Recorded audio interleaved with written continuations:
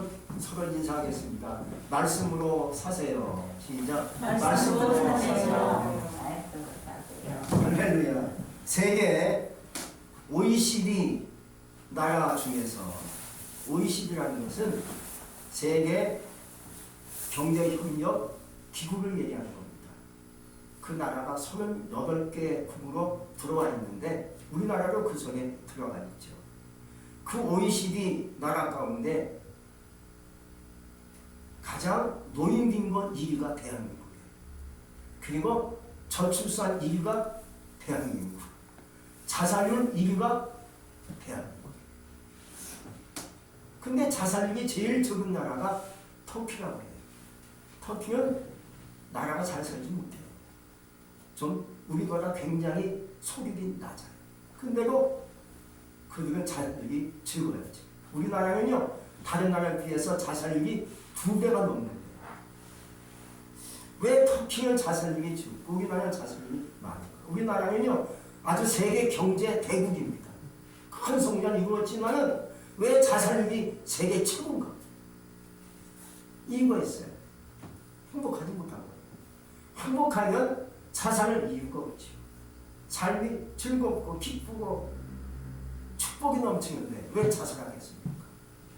행복하지 못한 거예요. 근데 터키는요, 저와 사모가 얼마 전에 터키 성지 순례를 다녀온 적이 있습니다만 가서 보니까 터키 사람들은요 항상 웃어요. 기뻐하고 춤춰요. 행복한 것 같아요.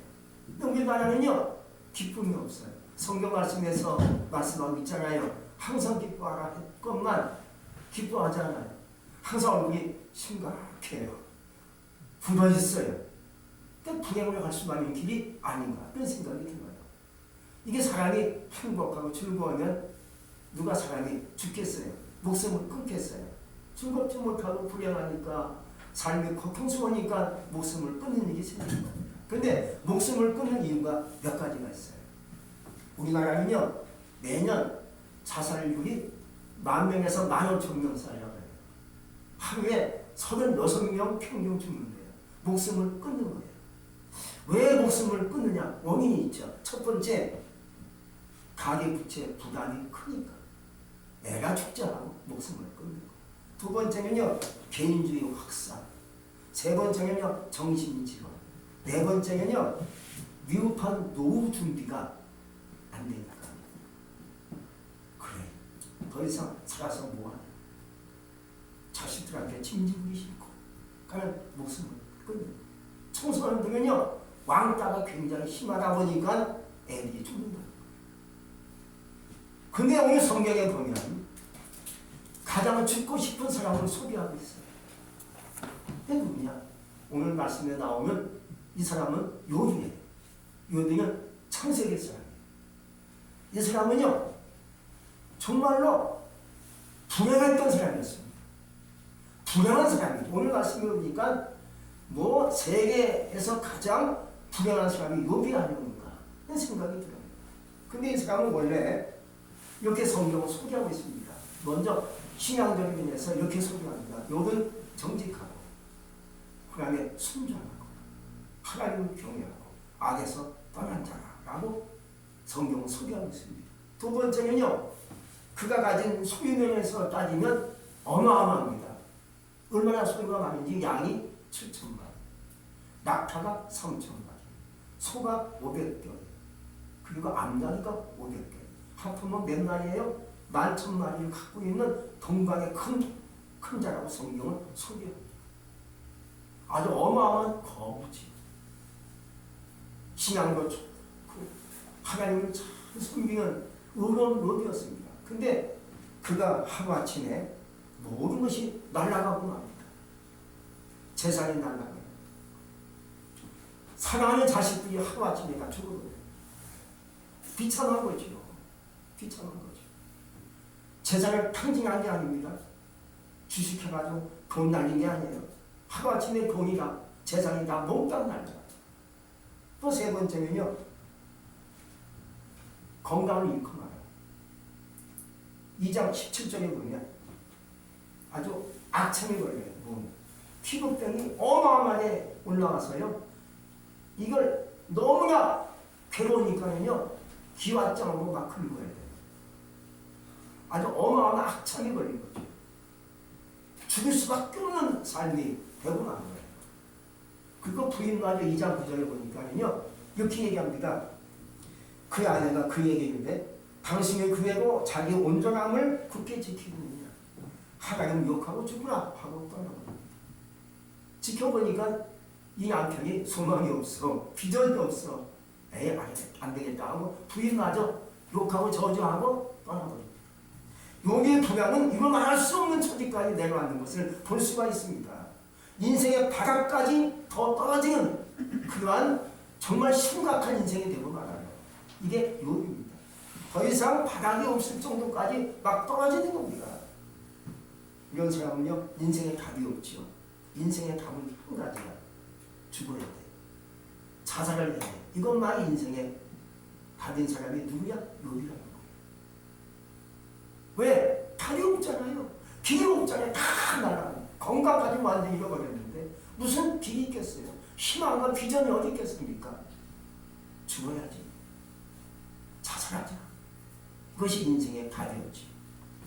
그런데 어찌 이 불행스러운 삶을 극복할 수 있었을까? 이게 참 중요한 골자 아니겠습니까? 첫째, 알았다는 거예요. 인생의 가장 기본적인 원리를 욥은 알았어요. 21절에서 말씀하고 있는데 알몸으로 나와 싸우는 중 알몸으로 돌아가는 것을 알았어요. 인생은 빈손으로 왔다 빈손으로 가죠. 이걸 알았어요. 아니까 자살도 절망도 고통도 극복할 수 있었다는 거예요. 원래 인생이 빈손이었는데 가진 것이 없이 태어났는데 빈손으로 가는 것이 마땅한 이치인데 이걸 아니까 이걸 깨달으니까요 죽을 수가 없는 거예요.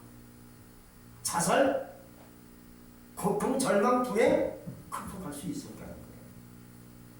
이걸 모르니까 불행하고 거기다 극단적인 삶을 선택할 수밖에 없는 거예요. 또 하나님께서 말씀하시는데 주신 자도 하나님이시오, 취하신 자도 여호와시오 하고 얘기합니다. 이걸 아는 거예요. 이걸 몰랐으면 요들은 벌써 죽었을 거예요. 이걸 아니까 그래 하나님이 주셨으면 또 하나님이 가져가셨구나. 내 것이 어디 있어? 근데 사람은 욕심이 있어요. 이걸 모르니까 목숨 끊자. 죽어야 되겠다. 자살해야지. 내 인생 살아서 뭐하노? 끝났네. 부인도 나를 버리고 가는 거. 희망이 없잖아요. 그래서 욕심이 왜 들어가는 겁니까? 모르는 이유가 욕심 때문에 그렇다는 거예요. 욕심이 다 모든 것을 감싸고 있어요. 이것이 원래 내 것이었는데 뺏겼다는 거예요. 욕심이죠. 그 내 거였는데 억울하다는 거예요. 이 욕심이죠. 여러분 내 것이 어디 있습니까? 다 주의 것이죠. 그러므로 우리의 모든 상황이 나쁘게 바뀌면요 내려놓는 거예요. 그래 다 내려놓죠. 내려놓으면요 불행도 치솟다가 내려가요. 절망도 치솟다가 내려가요. 괴로움도 치솟다가 확 내려가요. 왜? 내려오는 거니까. 그래 내려놓죠. 그 하나님께 그냥 맡겨버리는 거예요.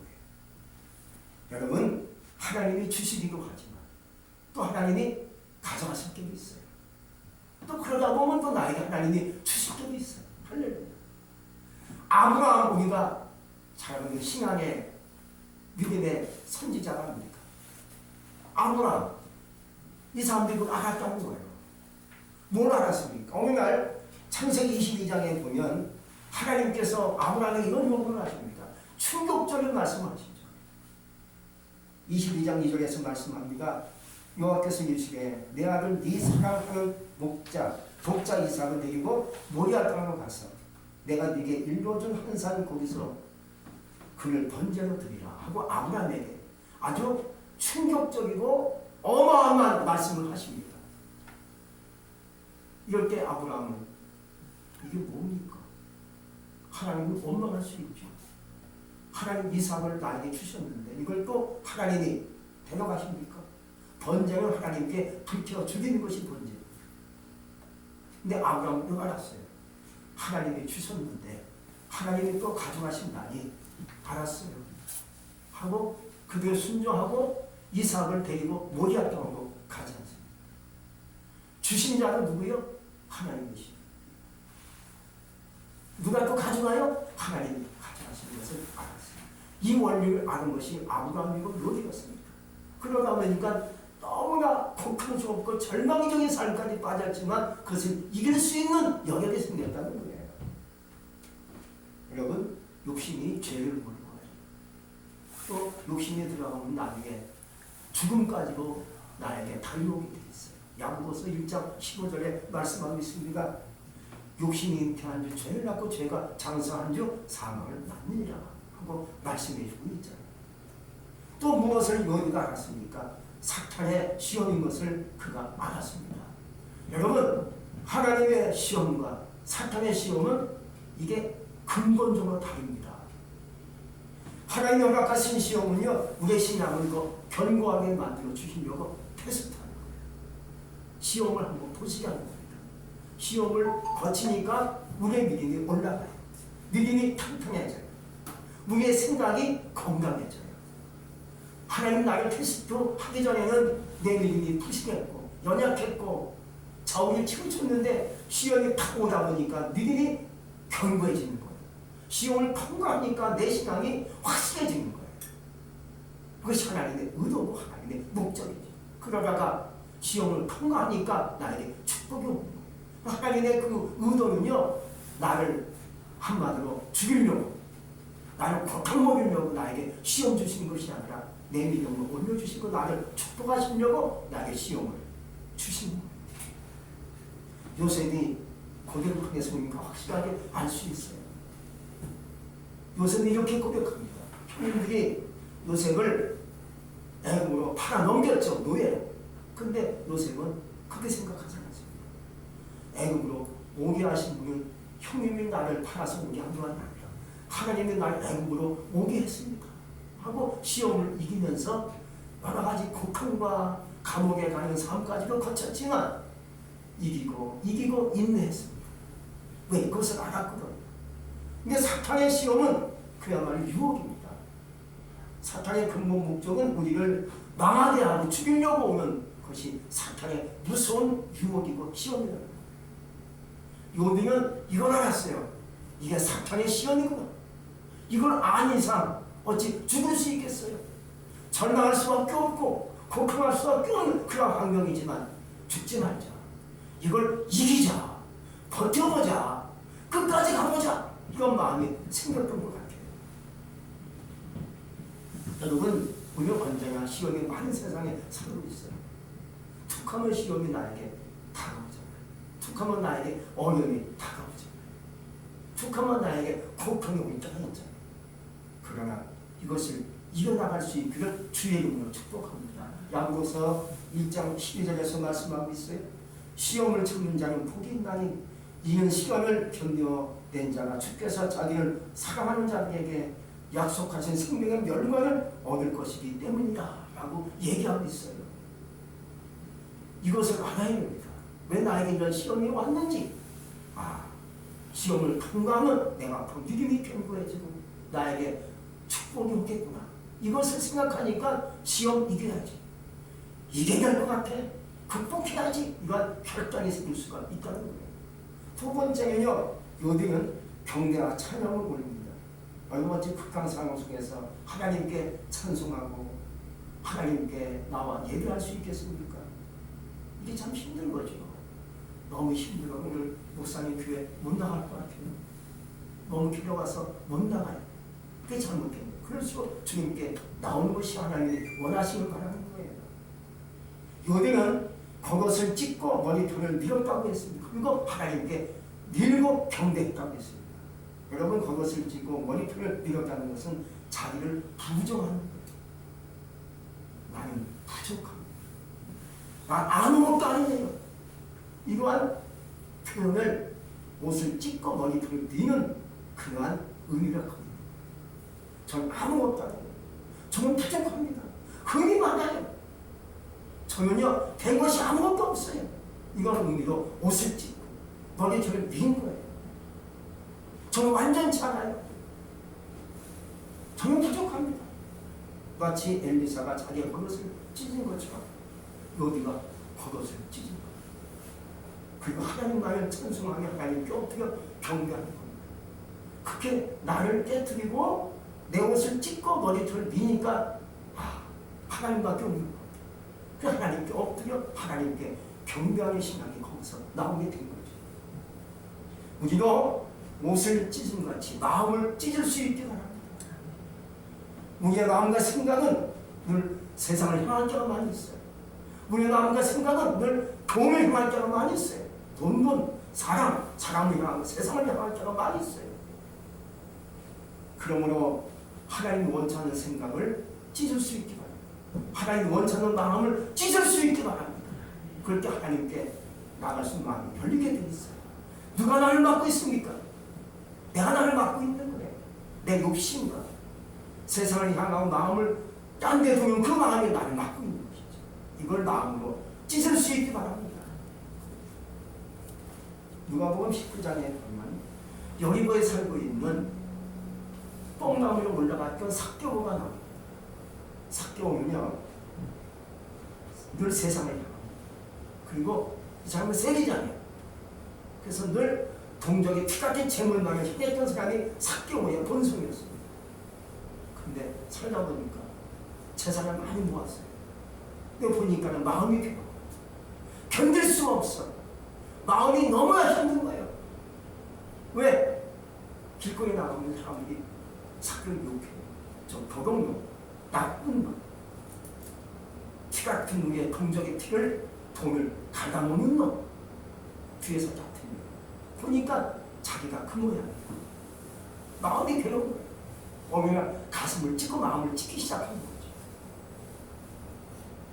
마침 소문에 들려오는 소리가 예수님이라는 분이 여리고에 온다는 소문을 들었어요.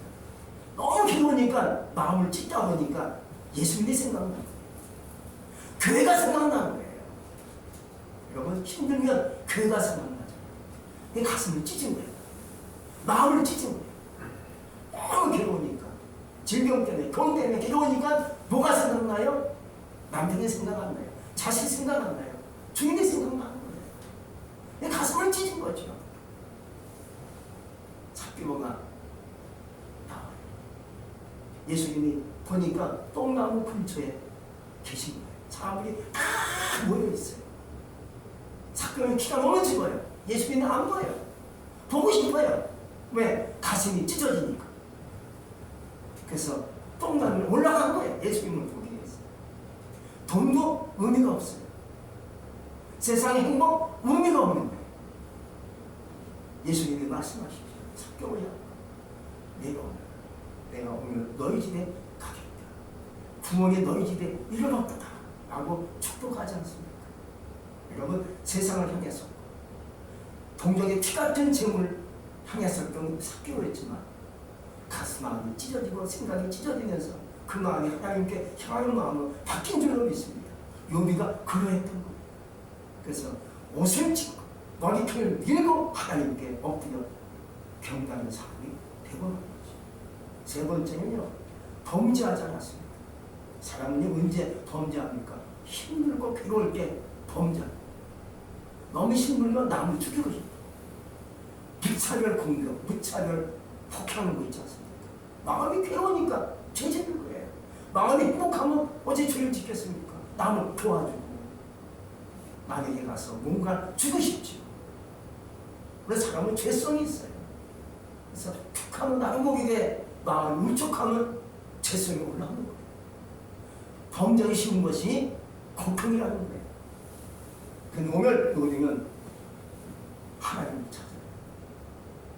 그 마음과 생각이 하나님께 열려있어요. 그리고 하나님을 고백하는 거예요. 여러분 힘들고 괴롭고 고통스러울 때 하나님을 고백할 수 있게 바랍니다. 나의 하나님, 나의 주님, 내가 주님을 찾아요. 못 살겠어요 하고 주님을 고백하면요 죄를 이길 수 있어요. 고통을 이길 수 있는 거예요. 괴로움을 이길 수가 있는 거예요. 그러나 하나님을 찾지 못하면요 뭐가 들어옵니까? 죄가 머리를 들어 정해지게 될 수밖에 없는 거예요. 오늘 요대는 그 정말로 힘들고 어려운 절망 속에서 하나님을 다 고백하니까 죄를 짓지 않고 하나님께 나갈 수 있었던 것이죠. 네 번째로 하나님을 향하여 어리석게 원망하지 않았다고 했습니다. 이게 참 중요한 말씀이죠. 원망은 어리석은 자의 탄식이지. 그러나 감사는 지혜로운 자의 선포가 되는 거예요. 요대는요 망해갔어도 지혜를 잃지 않았어요. 자식이 죽었어도요 하나님 주신 지혜를 잃어버리지 않았어요. 부인이 자기 욕하고 저주하고 더 나갔어도 원망하지 않았습니다. 지혜가 떠나지 않습니다. 지혜를 잃어버리지 않았습니다. 몸이 망가지고 질병에 걸려도요 지혜를 버리지 않았습니다. 그 지혜가 결국은 하나님을 향하게 하고 하나님께 나갈 수 있는 힘이 되게 했다는 것이죠. 여러분 하나님의 지혜 여러분 다 받았어요. 지혜가 있어요.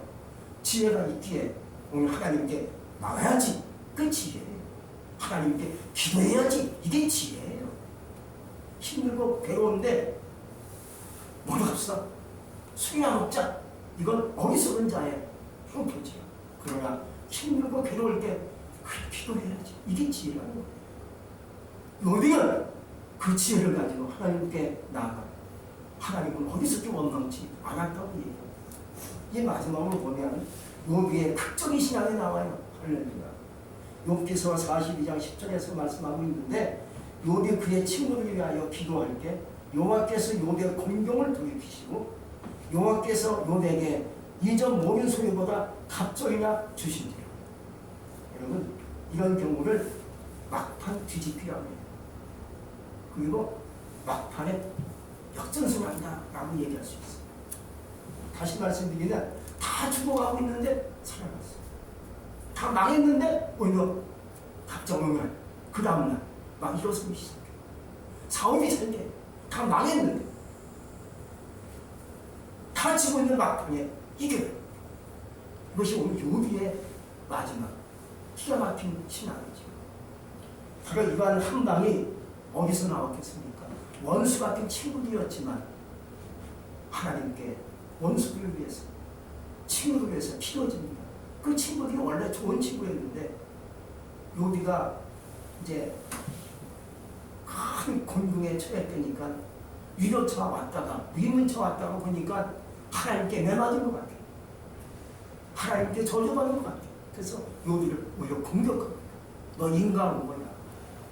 네가 잘못해서 하나님께 응여맞은 거야. 네가 하나님께 심판받은 거지 하고 계속 공격합니다. 세 주가 돌아가면서. 요비가 정말로 견딜 수 없는 거예요.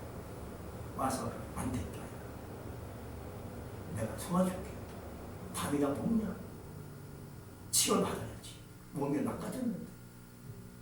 하고 도와주고 하나님께서 너를 반드시 이길 거야 하고 이겨내겠는데 오히려 거꾸로 요리를 욕하고 저주하고 심판합니다.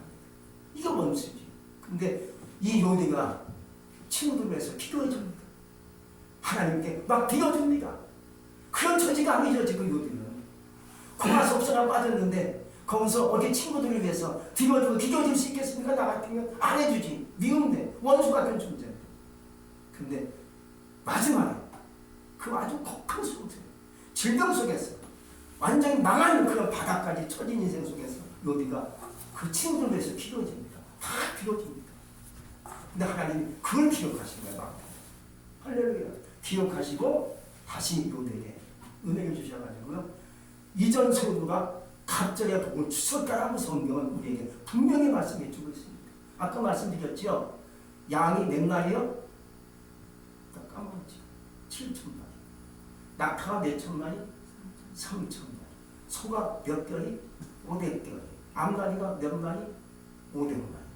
합해서 11,000인데 갑절이니까 양이 몇천 마리? 7,000이니까 갑절이 몇 마리? 14,000. 그 낙타가 3,000이었으니까 갑절이니까 몇 마리? 6,000마리. 소가 500인데 배니까 1,000결이. 암나귀가 500이니까 몇 마리? 1,000마리. 합하면 몇 마리? 2만 2천 마리 정확하게 하나님 갑절로 품어주십니다. 건강도 주십니다. 다시 아름다운 열매를 주십니다. 자녀도 기가 막힌 자녀 10자녀 주십니다. 갑절의 복을 받게 되는 겁니다. 이런 반전이 일어날 수 있는 것은 오늘 꼭 두 가지 말씀 여러분에게 드릴 수 있어요. 하나님 사랑, 이웃 사랑입니다. 하나님을 사랑하니까 힘들어도 고통스러워도 하나님께 예배하고 기도하고 찬송하는 거예요. 친구가 믿고 이웃이 믿지만 기도해 주는 거예요. 이게 이웃사랑 실천한 요비의 삶이었다는 거죠. 이러니까 요비는 해피엔딩으로 끝이 납니다. 할렐루야. 우리도 욥과 같이 살다 보니까 힘들 때도 있어요. 어려움도 올 때가 있어요. 돈 때문에, 건강 때문에 살고 싶지 않고 이럴 때가 있지만 요비를 생각하세요. 하나님을 생각하세요. 그게 이기자, 버텨보자, 기도하자, 하나님을 찬송하자. 그게 하나님 사랑하고 이웃을 사랑하는 거죠. 그럴 때 반전이 일어나요. 우리가 욥과 같이 여러분의 삶이 2023년도 2월달입니다. 해피엔딩으로 나갈 수 있기를 주의 이름으로 축복합니다. 기도하겠습니다. 전능하신 하나님 감사하고 고맙습니다. 우리가 살다 보니까 욥같이 아주 기가 막힌 비참한 자리까지 안 갔지만 그래도 살다 보니까 많은 어려움과 고통이 있을 때가 있습니다. 몸이 아프기도 하고 물질 때문에 가끔은 마음고생이 심할 때도 있습니다만 그러나 우리는 그럴 때마다 더 하나님을 고백하는 자가 되기를 원합니다. 예수님을 고백할 수 있기를 원합니다. 주여 힘들어요. 주님께 나가겠습니다. 기도하겠습니다. 하나님을 찬송합니다. 하고 하나님을 예배하고 경배하고 기도하고 이웃을 사랑하는 가운데 하나님의 축복이 우리에게 넘치기를 원합니다. 예수님의 이름으로 감사하며 기도했습니다. 아멘. 할렐루야. 이 시간 우리 선포를 하겠습니다. 선포를